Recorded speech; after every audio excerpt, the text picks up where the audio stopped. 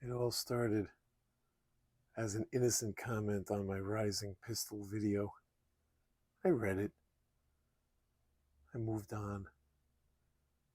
But I kept thinking about it, coming back, reading it again and again. It had so many keywords that just struck a tone with me. Long recoil, coolest, show off, vintage. But the number one word in that comment that I could not get out of my head, the word need.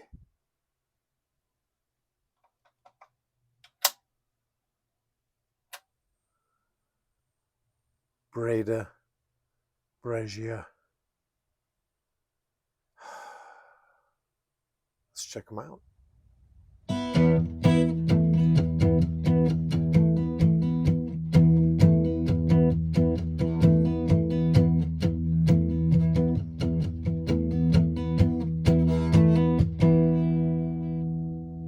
Milsurp Garage. That's right. Luckily, we have two shotguns imported from Italy visiting with us today. Breda Brescias, manufactured by Breda Meccanica Bresciana. Now, I got to be honest with you right off the bat. I only learned about these a few weeks ago. I only picked them up recently. Doing my research on shotguns that are virtually impossible to find a ton of information on. I think I got enough to do a nice video, but if you want to explore them further or, help out in the comments and amend to what I'm coming up with, I'm going to tell you what I got. There's no way I'm going to be able to delve all the way into Brescia's, Breda as a company, Breda's history. They're still making shotguns today. And this guy's in 1952, and this guy's in 1958. I'm not going to be able to connect the dots to like the present day. Impossible.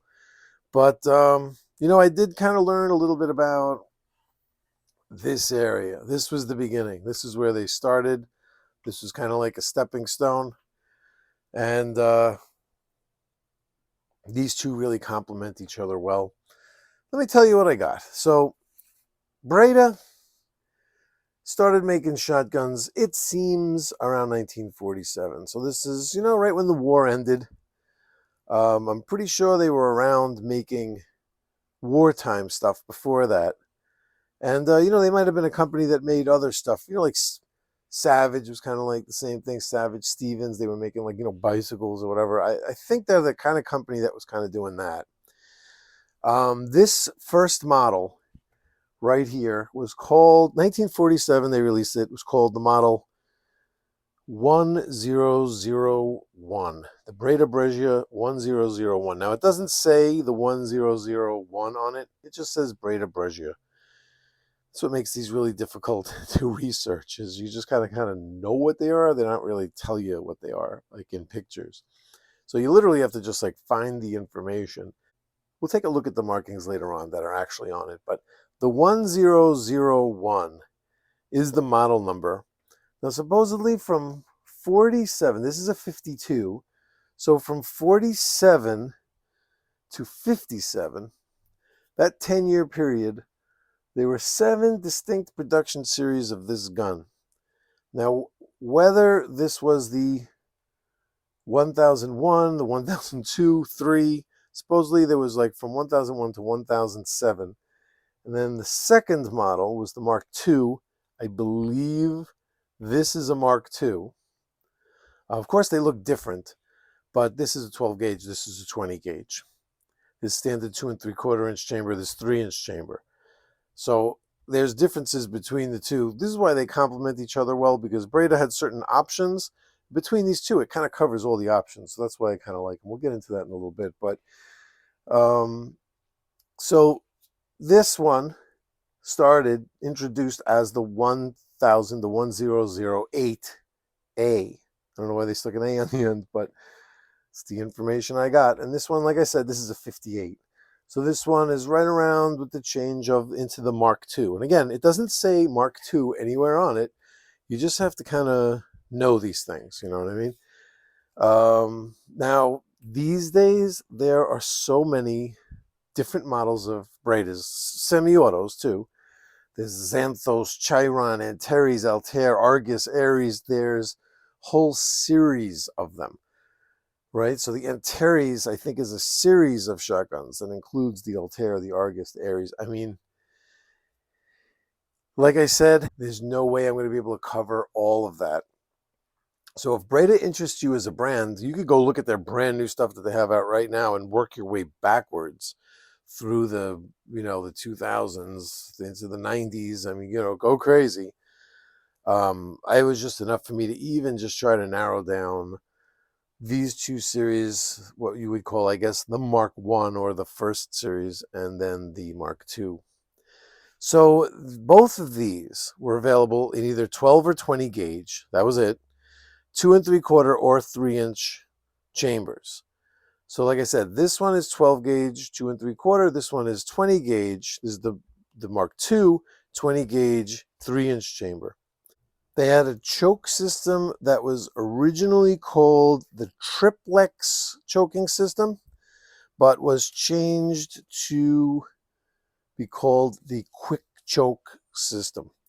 So this guy is just a fixed full choke. It's actually closer to an extra full choke. If I remember, I'll throw my choke gauge in it and show you. Those Italians weren't fooling around with their full chokes. It's like almost like what we would consider like a turkey choke or something. It's very, very full choke. I guess when I pull up the shooting video, I'll show you. When I shoot and trap with it, man, it was like target shooting. It wasn't like trap shooting. And this guy has the choking system on it, the quick choke, which is the choke that screws on the outside. We're going to break down each one of these and examine all the features, and I'll cover those things specifically a little later on. But again, a combination of just having the fixed choke and the quick choke system. How nice that these complement each other. Now the big thing, the real wild thing about these shotguns is that they use Brownings long recoil system from the Auto 5 with the friction rings, the tapered washers, everything. It's just adapted completely over. They call it Brownings old recoil, long recoil system, that they use that, like they came up with like the new long recoil system. But as far as I could tell, it's the same. I mean, I'm looking at it, it's basically, they copied the design, but they seem to have copied it really well. Where Winchester struggled with the model 1911 Winchester shotgun, the Widowmaker. I have a video up on that. The model 40, that's also a long recoil Winchester shotgun. They trying to, again, I think that's when Browning's patents expired, because it had the charging handle and it had everything inside. It was basically them just trying to straight up copy the A5, and that shotgun was around for 1 year. They bought them all back and melted them down and made railroad tracks out of them or something.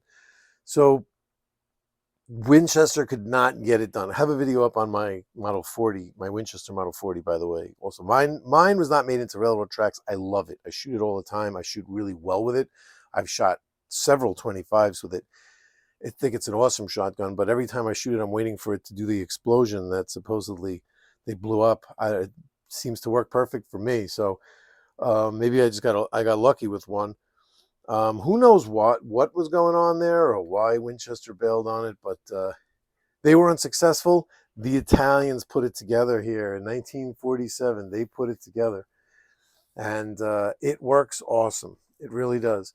What are some of the? We're gonna break them down. I'm gonna show you what the internals look like, what's inside.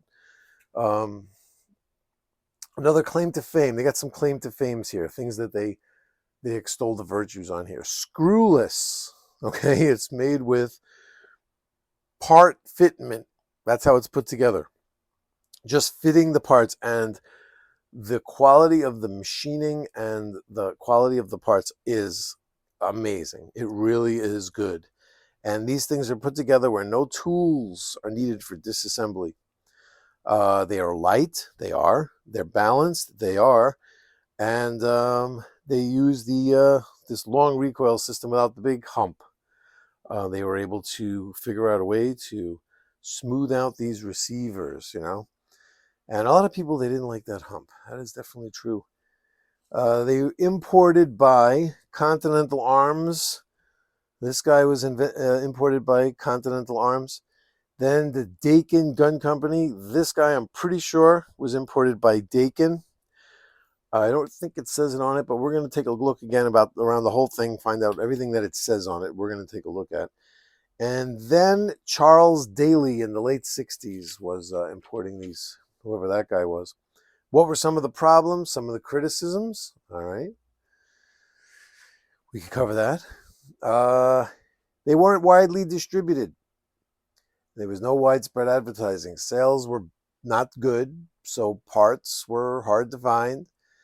And, support for them, I guess, for, like different types of anything that you would want to get for it, or just, you were like the oddball if you had one of these, just because they just weren't supported enough or widely distributed enough to be commonplace. And the price was considerably higher than its competitors. In 1959, for example, a Breda 12 gauge was $189.59, while an A5 Light 12 was $154. And you might see, what was that, $35 or something? You don't really see that as a big thing now, but in 1959, $35 could probably buy you like another cheaper shotgun. You know what I mean? Or like, imagine how much ammo $35 would buy you, and it'd be like seasons worth of ammo for your trap shooting. So it was a consideration for something, it was a lot of money. And let me tell you, I'm going to tell you where you get the info. I got some info here, but I'm going to tell you where you really find the most info. And I love it. This is stuff that I love to show you. I have a thing where when I'm looking for information, sometimes, you find a lot of stuff on forums. You find a lot of information, just people, enthusiasts that'll post articles and stuff like that. Sometimes articles from magazines are drawn over and posted posted online. And then there's books. See, like I got this, the official NRA Guide to Firearms Assembly, Rifles and Shotguns. It has a page for Breda in here. It has the Mark II. So I'm able to get some information here. I'm able to look at some takedown stuff, some stuff of exploded diagrams of how these rings. It was very interesting to see like exactly how the rings and the spring are orientated as far as the NRA, because online you get a lot of conflicting information. But that's all I found was the Mark II, exploded diagram for the Mark II. I couldn't find it in any other books, any other publications that I have. Not much information online linking to anything. Some people asking questions on forums, and people that are giving answers that I already know from my research are wrong. So that's not helping. Where do you get a lot of good information? I'm going to tell you. Number one, auctions. These people that are selling stuff somehow are getting information, okay? So I found like this one. I redacted some stuff on here just because, for privacy reasons for whoever bought it or whatever. But the thing is, you get like pictures on these auctions where you can compare it and say like, yeah, that's mine. That's exactly what I got. And that's where, see, this guy's calling it the model 1001. No one else was calling it that online. It was very difficult to find any information going by that model designation. But this guy's giving, see, it says first introduced in 1951. And we already know that I'm pretty sure I got the numbers right. I got the numbers of when it was originally produced right off of Breda's website. So this is probably wrong. You might have some dates that are wrong here or whatever in there.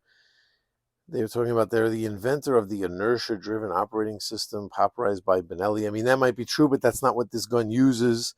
So, with the information, I'm saying you do have to be careful with just the specifics they're giving you, I'm saying.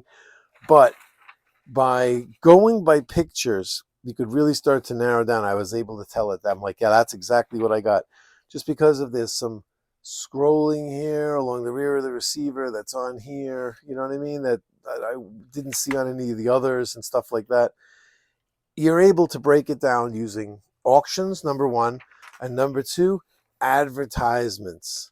These ads like this. So here's a Continental Arms Corporation imported Breda Magnum automatic. Longest range of any automatic, most powerful. It's just these interesting claims.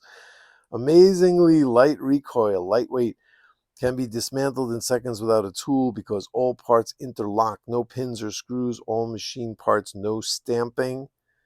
Push button releases unfired shells, convertible to 12 gauge standard, available in 12 gauge standard all barrel lengths and chokes. Supposedly somehow these were convertible back and forth from Magnum to, yeah, but I'm not exactly sure exactly. I didn't see anything on there, so I don't even want to mention it because I don't even know what's involved. But interchangeable stainless steel barrels with hard chrome bore, rust-proof, non-pitting, world champion guns, record-smashing performance. A 5-man team using Breda automatics won the 1954 International Clay Pigeon Championships at Carcaris, setting a new world's record. Production limited. Only 1 out of 5 will be able to own one this year. Don't delay. Write for complete information today. Not available at your dealer. Order direct. See, I think that was a big thing, was availability. It wasn't around and hurt them. Here's an ad for the Mark II. And that has Dakin Gun Company as the importer. And I'm going to throw up, look here. Here's a whole bunch. Here's one that shows the choke system. Here's an ad that shows an early ad that shows the choke system called the triplex choking system. I think it was called triplex because back then there were only 3, a cylinder, a modified, and a full. And why they would need a cylinder, I don't know. Wouldn't it already be in cylinder choke without the choke? Because these, I know normally you'd say, yeah, you have to have it screwed in so it doesn't damage the threads. But these screw on the outside. So I would think that just without it, you're fine for it to just be cylinder. The choking action is actually done here. It's actually like a barrel extension. So yeah, I don't know. But these ads,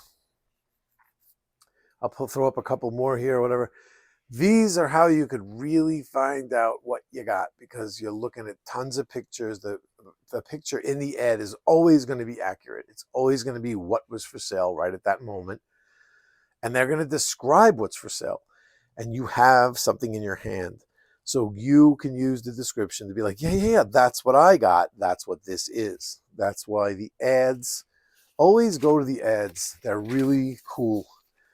And I did find online, it's a couple of things before we start taking apart and looking at stuff. I did find a weighted date. Prior to 1945, date codes were in Roman numerals and included the month and the last 2 numbers of the year. 1922 would be rendered as that.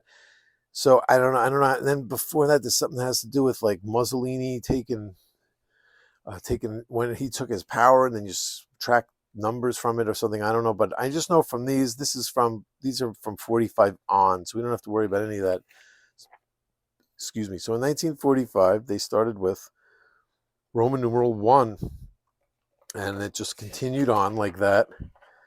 That's why. So our where did that go?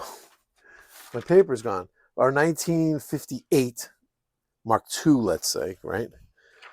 That has, when we get down to the barrel, we're going to see an XIV on the barrel for 1958. It is 1958. I don't remember it having an XIV. I thought it had something else.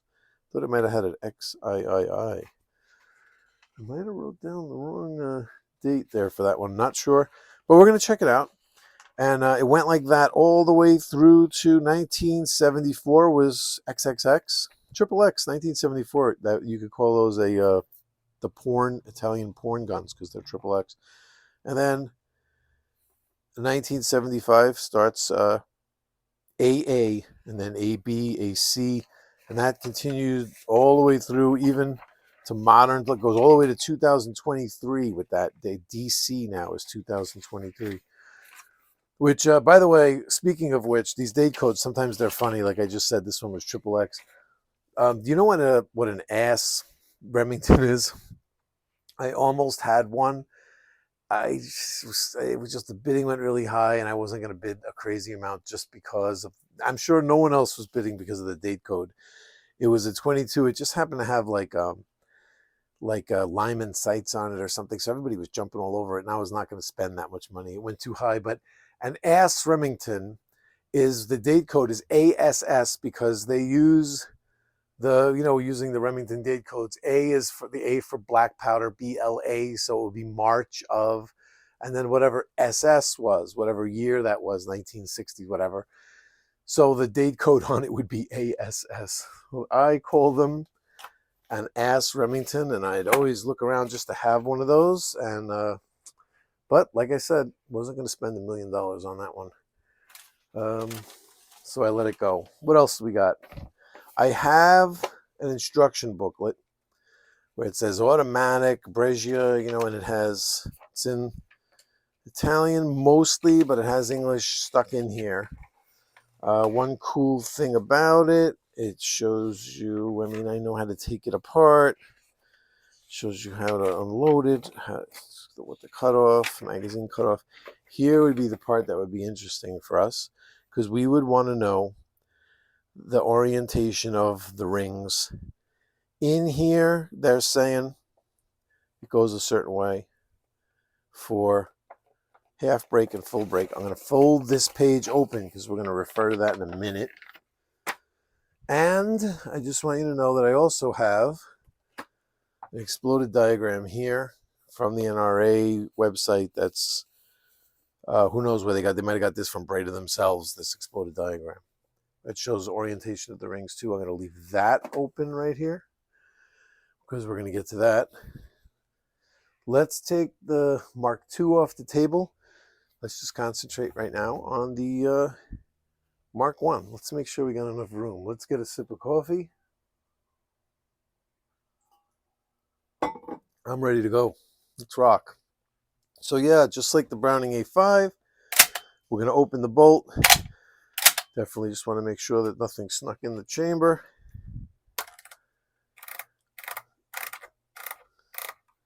We unscrew the, it's always better to put a little pressure on the barrel when you do this so it doesn't pop apart. In this position, I'm not able to do that, so we're just going to have to let it pop apart. Now this guy, when I bought this one, I knew it had a couple of cracks. The guy took really close-up pictures of the cracks. And then when this thing arrived at my FFL for me to pick up, I thought it was the wrong gun because I'm looking for these cracks. Crack is here. I mean, it can grow. It's something that I really should fix. But we'll see. It didn't grow when I shot like 4 rounds with it, so there was that crack, and there was another one back here somewhere. Here it is, right there. Again, it just almost disappeared. And yeah, I'm confident that it's not a big deal. That's the way I feel about it. But I was able to get this one really cheap because of that. But this wood and the checkering is just so smooth. It's like the perfect age. I just I don't want to mess it up by doing anything to it, refinishing it. I guess just a little agra-glass and some work on that or whatever might just to stop it from cracking further. I mean, who knows? Anyway, here is our long recoil system. I don't know how in-depth we got with this, with the A5, dealing with the A5. I know we did the A5, I think, in 1148. I was also messing around with the Mohawk 48. We were also playing around with the long recoil system. Those things always, those little retaining rings that hold in the spring and everything always start creeping out of there and scaring you, right? Doesn't matter if they're Italian, American, it doesn't matter. So the rings on here go up here. This is the whole system. Now this is where there was some contention. You'll have people saying that they're orientated different than this. I'm going to take everything off. I'm going to lay it all out here. And we're going to discuss how this works. Now, the barrel for a long recoil system, it's not a static barrel that just sits. It doesn't just sit right here like most barrels just sit on sit screwed into the receiver or connected to the receiver. This barrel floats back and forth every time you fire. When you fire this gun, the bolt and the barrel travel back together like this, with the round sandwiched in between. Matter of fact, let's want to put a round in there so that we well, it's going to be difficult when with this all apart, but just imagine that there's a round in there, so it's like sandwiched in between. The rim would be sandwiched in between the bolt and the barrel right now.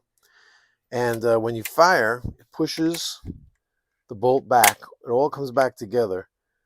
Then the spring that's here pushes the bolt back into position. And when it comes back, it ejects the shell out.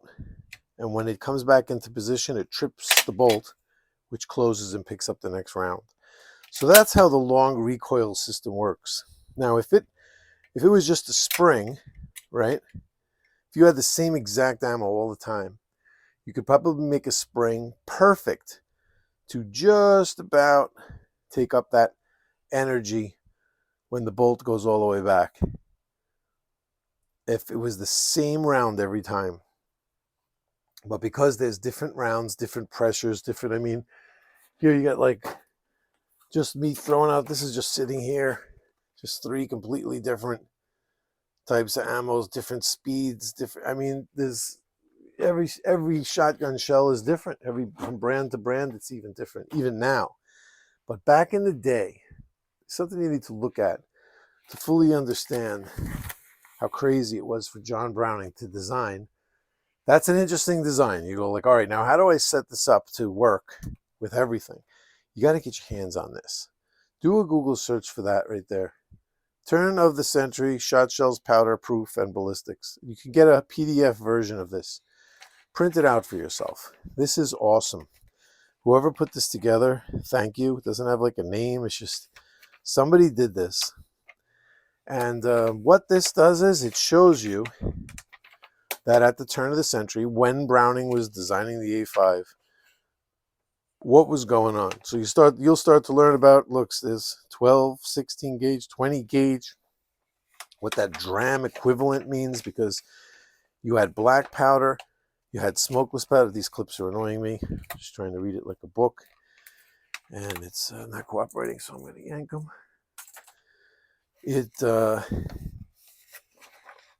It shows you in here very, very technically what was going on with shotgun ammo. It'll give you a little bit of an understanding into why Browning would have a problem. You're looking at these tables, you're looking at these different, then smokeless comes into play here, right? Here's a guy totally confused with what's happening. You had like Winchester had its own thing going on. Everybody had their own things going on. Gilbert's target load, Hershey's target load, Crosby's, Elliott's, Fanning's. Everybody had their own way of doing things. How are you going to design? The only way you could, and this is huge. This is a huge writing here. Trust me, get into that and read it if you're interested. Poke around; it'll give you a little bit of an understanding into what Browning was actually dealing with. Let me get this out over here. So what Browning figured out. Browning figured out what I have to do is I have to design something that the harder the barrel is pressed back, the more braking force is put on it. So if it's hardly pushed back at all, I want to just let it go. I want to let it go so it can cycle. So if it's a mild round, it doesn't, the brake, whatever I put in it to slow down the barrel, doesn't stop it from cycling. But by the same token, I have to make it where it's loose like that. But if something tremendously powerful comes along and it goes to slam the barrel back, that's when the brake really kicks in and slows it down. And it has to be tailored to work without any type of adjustment, shot after shot, where you could just combine the magazine tube with every round from hot to mild, and it'll work with every one. He figured out how to do that, and here's how. It was the ingenious friction ring here. So if you see, this ring has tapers on either side. You see that, right? The sides are tapered. So if you take a tapered ring like this, so this ring, it's flat on one side, but the other side has a taper, and the brass ring fits right in that taper. Now on the other side, what's on the other side? What's on the other side is the barrel ring. It's sandwiched in here. So on the barrel ring, we put a taper. There's a taper on here too. Now dig this. If this is on the tube, he splits the brass ring and he puts it around it, this steel ring that just holds it together. The brass itself it's soft, but it's so it'll act like a good brake against this smooth steel surface. But it's too soft, it'll just bend apart and just lose its shape. So it has the steel around it as a shell. And you see, it can be squeezed tighter, looser, tighter, looser. See how it's opening and closing? That's the brake. If it's on this tube here and it's open, see how it's open now? It'll just slide. But if you squeeze it shut, I can barely push it along if I squeeze it. That's the brake. So how does it brake? How does it open and close? It opens and closes because these tapered seats, this is tapered. And if you push this into that, it's like it acts like a, see how it squeezes it shut? Watch. See that? I'm just pushing it in. Pushing this into the taper. So it's closing. See that? That's the system. That's it. So a spring goes on here. A washer here. Tapered ring here. The brake goes here. Basically, the other tapered ring that's attached to the traveling barrel, that goes here.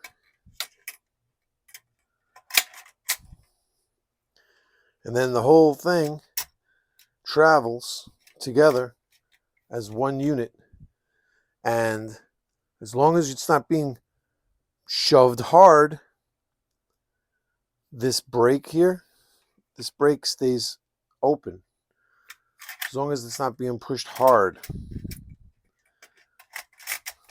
But the second that, like a round hammers this back, as soon as it starts getting pushed super hard, squeezing this spring, the tapers are going to squeeze this brake shut. Now, provided, of course, the spring has to be tailored properly. This spring getting a little old. It worries me a little bit because I don't think you could just use any spring. You can't use the Browning A5 spring, I don't think. I think this is definitely, Breda made their own stuff up here to make this work. They definitely fully understood how this system worked, without a doubt, without a doubt. Let's check the barrel. If for the date. Remember I told you about the dates? Let's zoom in a little bit. You'll be a little surprised here because we didn't have to do the Roman numeral thing on this guy. This guy right here, 1952 right there. It's just straight up. Doesn't have a 1001 or anything on here, does it? Supposedly this PSF here is the proof, and that 1 star means it's like regular chamber, not the Magnum chamber. But yeah, interesting Italian proofs and different inspector marks on there and stuff. So that's the 1001.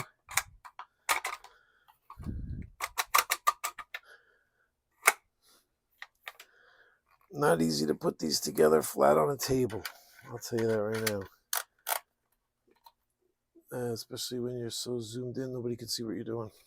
So I'm going to stand it up. I'm going to put the butt against the table just so I could push the barrel in.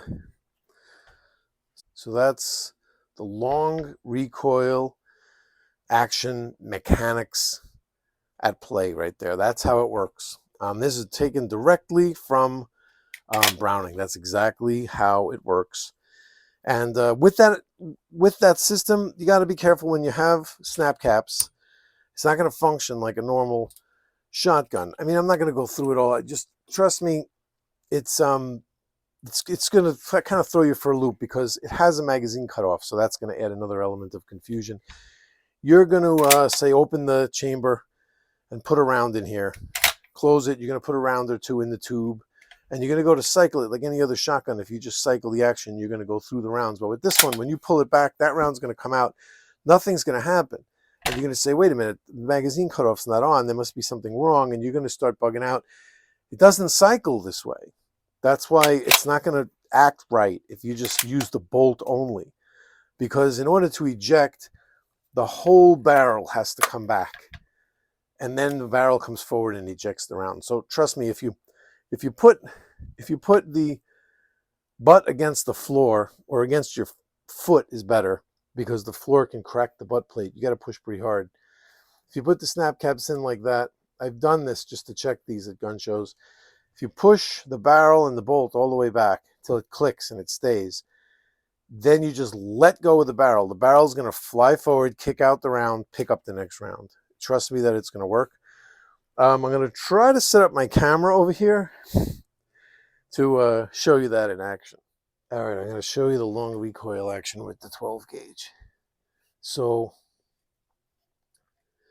what we're going to do, I'm not even going to explain to you how weird this loading is going to be because like I'm saying, it's with the long recoil action. It doesn't pick up rounds and act the way you think it's going to act. You normally would think that's going to come into there, but it's not.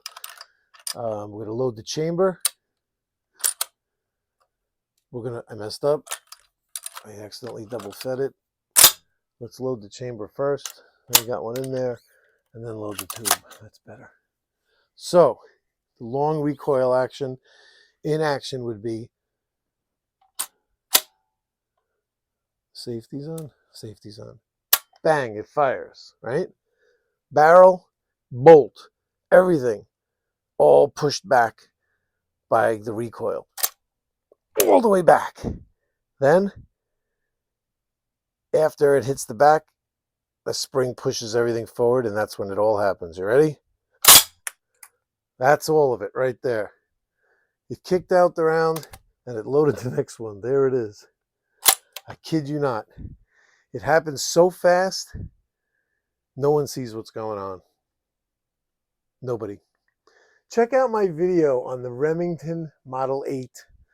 That is a centerfire rifle designed by John Browning that has the long recoil system. And in that video, I have a buddy of mine demonstrating in slow motion. I have like some slow motion video of the whole system going on. If you're interested in it, check out the Remington Model 8 video that I have. It's old. It's probably an old cruddy video, but well, so there you go. Hope you weren't disappointed if I couldn't get it done. So that's the 1001, right? I'll give you the, let's go through the nomenclature for this guy.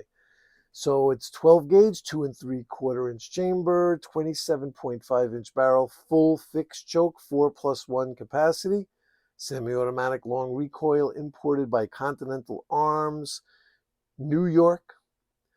What else? Ocasio Breda is on the barrel on the underside. There's serial numbers on all these parts. They're pretty good with that. There's a serial number on the bolt body, scratched into the rear of the butt plate, on the receiver spacer, on the rear of the receiver face, on the receiver cover. It's an interesting cover on here. Could have done a little bit of a takedown. Maybe we'll do it on the next one. We'll do it on the 20 gauge. It's got a safety right here with an F and an S for fire and safe. The safety is kind of like the it's kind of like a 1911, how you pop that out and it takes the whole thing apart. This is the part that takes it all apart. And this is the magazine cutoff right here. And that's about it. Let's take a look. I promised you I'd show you what it says on it. Let's get into some of the writings. There's absolutely nothing on this side. Okay, let's go over to the other side. What do we got over here? We got Breda Brescia, made in Italy. Over here, nothing else, nothing to denote the choke. Breda Brescia, made in Italy for Continental Arms Corporation, New York. And that's it. Nothing else. Nice Breda butt plate here. And instead I would show you the choke. Check this out. This is wild. So the choke, let me get my choke gauge. So here's my choke gauge. I have one of these. So 12 gauge is here. So 12 gauge full. Normally, some of them, this F part actually fits inside a little bit, halfway in. So it's even closer to improved modified. Or it just butts right up against it. This is so full that it won't even come close to this even coming anywhere near going inside. Very, very tight choke. And shooting it, so here's some of my shooting video. Shooting it was like shooting a target rifle. It was like very, very, you had to be very, very accurate. At first, I couldn't even figure out what was going on. The first game that I shot, I literally shot single digits, and I'm like, it was baffling to me. Apparently, the Italians have a different way of aiming down the sight. So I notice normally with the American shotguns I'm shooting with, my Winchesters, my Remingtons, my Brownings, I'm putting the bead right on top of the receiver. So all I see when I look down the gun, I see the receiver and I see just a bead floating on top of the receiver, and the bird would be right on top of that. And that's my sight picture for hitting. And as much as I was messing around like that, trying to make adjustments, I was just missing. It was insane. I really thought something was like seriously wrong with the gun. Then I realized that what Breda expects you to do as the shooter is to use the vent rib, the raised vent rib. It's actually not a vented rib, just the raised rib. They expected you to have that rib in your view. So you would see receiver and then a big square rib on top of that with the bead sitting on top of that. So I couldn't just sight down where I was just seeing the bead. I had to hold it in a certain way to incorporate the whole entire raised rib that's on the barrel as well. Not something I was used to. So halfway through the first game, I did realize what was going on, because I was having to cover the bird incredibly in order to hit it, to the point where I couldn't even see it. I've had a couple of shotguns recently that were doing that to me. I'm terrible with them when I have to do that. So I realized that I'm not seeing enough of the bead. That I need to, the bead needs to come up in order for my shot to come up, and then this way I'd be able to be shooting what I can see, the bird as I see it, like above the barrel. And then I realized that by raising up the bead a little bit, I'm like, oh, now I have a different sight picture. I have a sight picture with the vent rib. And then once I started to understand that, I had to have that incorporated in there, I was doing okay. So it's kind of like when you have, the snowman effect of the dual beads, where you don't just line up the beads where you only see one bead. When you have two beads, it's supposed to be the barrel, the bead that's at the tip of the barrel is on top, and then there's supposed to be another bead underneath it. So they say it looks like a snowman. That's the picture you should see when you're lining up the sight picture correctly with a mid-barrel bead. I don't like mid-barrel beads because of that reason, and it just seems to make it a little bit more difficult. But I think if you really learn that system, you're much more accurate. How you're holding the gun, the little movements here and there are going to matter more when you have a sight picture like that, and that's going to definitely increase your accuracy. So I did make an adjustment and then shot a 20 with it. So not bad. I mean, I feel like if I would have stayed for a while, I would have been able to maybe pick it up a little bit and even only miss a couple in a game. But it stayed right around 20. I forgot how many rounds I shot with it, but it was right around 20 every game. Might have been a 21 and then a 19 in there, something like that. I figured I averaged around 20 with it. And I'm telling you, it felt really good. I liked it. I mean, it's like, and it's set up. There's two ways that you set these up, and I'm gonna get to that with the next gun, with the 20 gauge here, the Mark II. I'm going to show you the adjustments you can make with the Browning system. With this system set up, I was set up for maximum braking effect, and it was cycling fine. But I kind of felt like it was a little bit loose, if anything. It didn't really feel like it was hammering the receiver, but felt like it was a little loose. But the gun itself felt like it was pointing great. And I think the mildest shotgun I could find would be great for this guy. So now let's move along to the Mark II. So what's going on with the Mark II? The Mark II is the 20 gauge. Let's run through the nomenclature for that guy. So this one is 3-inch chamber, 24-inch barrel. It's got a full choke. It is a removable choke. It screws over the barrel. I covered that. It is a 4+1 as well, with 2.5-inch shells. It's a 4+1. I don't have 3-inch shells to see what the capacity would be. Was made in 1958. Semi-automatic long recoil. Made in Italy by Breda Meccanica Bresciana. And yeah, serial numbers all over this thing as well.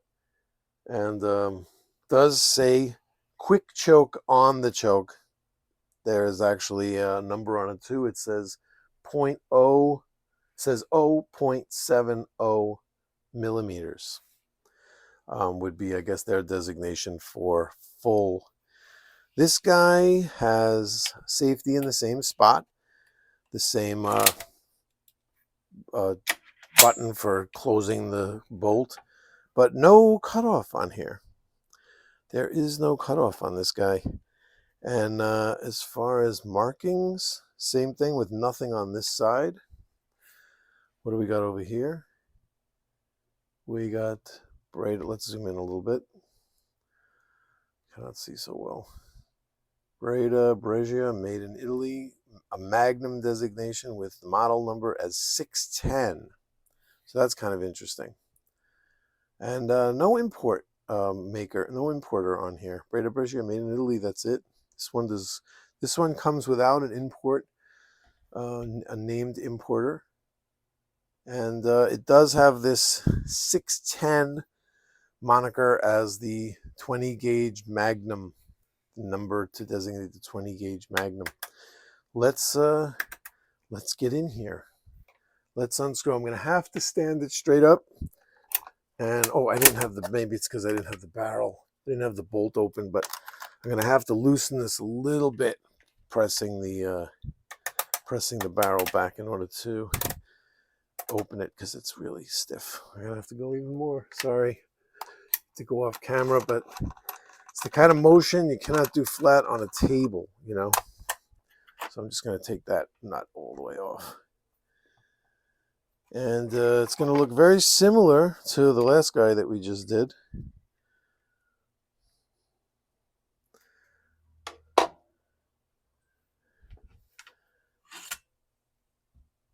We have the same exact system here. Now let me explain. Use this one to explain the adjustments that are possible with this system. Where's the washer? Oh, this one, this is interesting. It doesn't have, oh yeah, there it is. It is there. I was going to say it doesn't have the washer, but there it is. So here's the same system for 20 gauge. Obviously, it's a little bit smaller, but here's the same braking ring. You always want to have these two, the steel and the brass ring, lined up. You always want to have them lined up.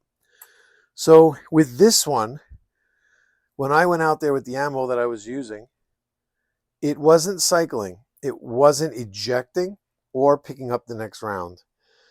So there's 3 levels of how this thing will function. Sometimes it ejects the shell, but doesn't pick up the next round. The chamber will just be empty. So it's not going back far enough to pick up the next round.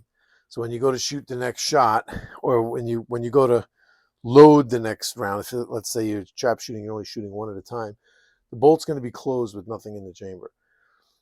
If you're shooting semi-automatically, you're going to pull the trigger, it's just going to go click, because it probably will reset the hammer, but didn't have enough juice to pick up the next round.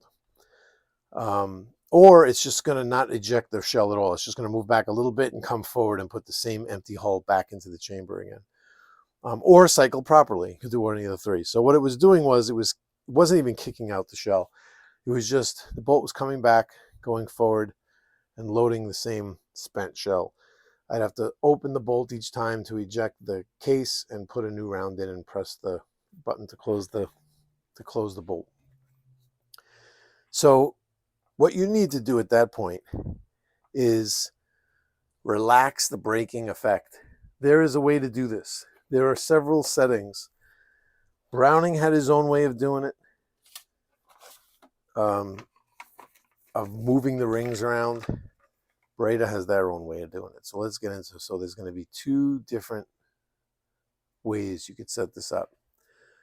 Full brake, which is what we had before. And if you look, you can see this is the barrel end. So the barrel end you can never change. It's always going to be a brake there, because it's the ring, the barrel ring that fits on here. This part. This side you can swap now. So full brake would be the tapered end against the friction ring, and then the washer. So they're saying that this is the friction ring. The taper, like we had it, faces here, so that if it pushed into it, it squeezes shut. Or half brake. If you half brake it, what you do is take the tapered ring, right? Swap that around so the taper faces the opposite direction. Then this ring goes up against it to protect the tapered part.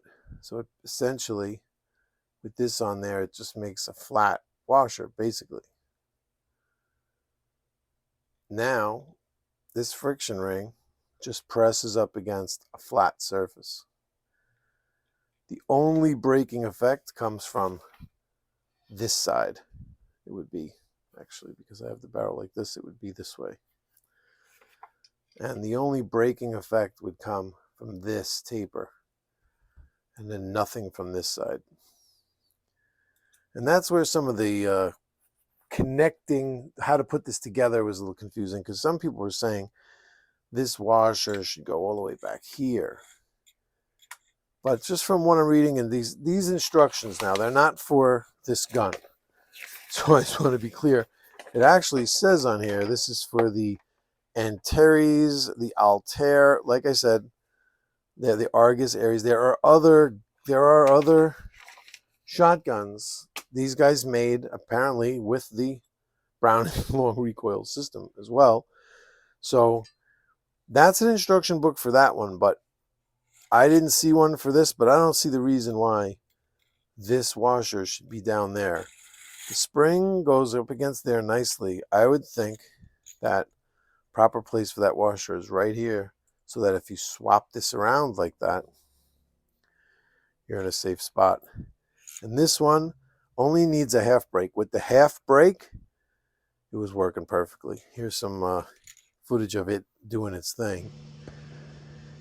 And this shotgun is a little bit tougher for me. I think I shot high teens with it. I shot less with this. I might have only shot 2 rounds, maybe 3. I think 2 rounds with it. And it was with 20 gauge. I never really do great with 20 gauge, but it was right on. I mean, if I'm aiming in the right spot.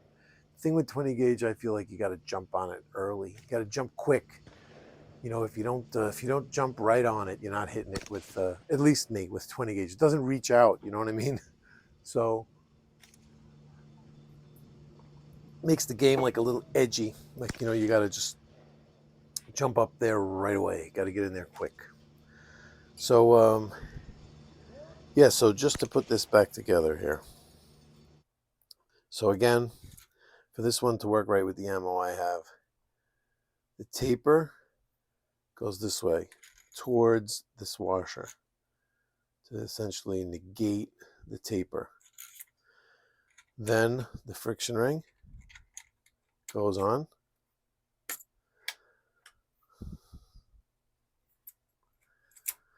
And then the barrel with the tapered ring goes there. So that'll be the half brake. So we'll have it set up at half brake. And what's really cool about these is it has like it has this cover that comes off the top that, you know, Browning never had this with the whole hump thing going on. And you could look right in here and, you know, you could see how it's working, oil it, clean it. It's very easy with it sitting like this to get the bolt out and to be able to do maintenance. It's pretty cool. I definitely love the setup. I love the way they put these together. They have a lot of personality. I'll tell you one thing though, this cover is a little tough to get on. There we go though, I got it. It's on. It is on, and it's on properly. And the barrel, slide on here. And again, I don't mean to be rude, but what I have to do is I have to stand it up because I have to compress everything and push it down to get the wood over the top and the magazine cap on. And, you know, it's really great to hear all of that lovely stuff going on while you're staring at the table, but I do not have 360-degree cameras at this point to be able to cover that. I got to be like sitting on a log somewhere in the middle of a forest to show you how that's done. But I think I'm going to try to come up with a spot where I'd be able to show you that function. So that's the model 610 or the 1008A or whatever you want to call it. And that is the Breda Brescias, ladies and gentlemen. As far as shoot and trap with them, it's great to shoot something with the long recoil system that isn't, you know, a Browning. You know, I'm a big Browning fan. And these guys, I wouldn't consider these things copies of his design at all. I think these things are honoring John Browning, if anything. They really are. They did it right. They did it good. They don't try to say that they invented this all on their own. They definitely say, like, we use the Browning system. They're straight up honest about it. And because of that, you know, I respect them. They really did pay homage to it pretty good. And that's it. I enjoyed shooting trap with them, and I think these things are going to be regulars with me at the trap range. And when people see this weird looking choke, they definitely want to know what the hell is going on. And it's kind of cool. They like, what the hell kind of shotgun is that? You know what I do? I don't even want to get into it. You know what I do? I'll tell you what I say. I just go, it's Italian. Milsurp Garage. Thanks, guys. Appreciate the new subscribers. I appreciate the returning regular watchers. And thanks for tuning in. See you all next time. I got to show you how this thing actually functions, right? So we're in the ammo book area. So what we're going to do is we're going to load 4 in the tube. And this is what I'm trying to tell you, how this acts weird. You might be like, something's wrong with it. It's not picking up around. It's not supposed to pick up around like this. You know what I mean? There's no cutoff on this one. It doesn't work this way because of the long recoil action. So even with the magazine tube loaded, you still have to drop one in the chamber. Tube loaded. Again, these are snap caps, okay? I'm not using live ammo here. Now when you fire, this is what would happen. You got a view here of can we see the bolt and everything? Okay, so I got my foot on the floor, so I'm using my shoe to protect the butt plate. And all I'm going to do is act like now, because now it fired, the hammer fell down. I'm going to act like as if I'm the recoil by using both hands squeezed on the barrel to push it back. When it goes back, it hits the back, the buffer. It should go all the way back. When it comes forward, it's going to kick out that round. And I didn't do it hard enough. The thing is, I didn't just let go. So that next round is ready to go. But I would have to hit the button to get it to load. Reason being, I'll show you what makes it work. It doesn't even work when you do that slow. Just going to load that one back in there. So there should be one in the chamber now. There is. So once again, now I'm just going to let go of the barrel. I'm going to push it all the way back. Let go. You heard that, right? It loaded the next round. So once again, bang, it fires, right? I push all the way back. Bang, that's the explosion. That's the cycle. It happens so fast that if you actually see it happening at a range, all you see is a shell fly out. It doesn't look like there's anything special going on. It's not like the guy next to you is like, wow, that barrel's recoiling all the way into the... Nobody sees anything. It happens so fast. Again, bang.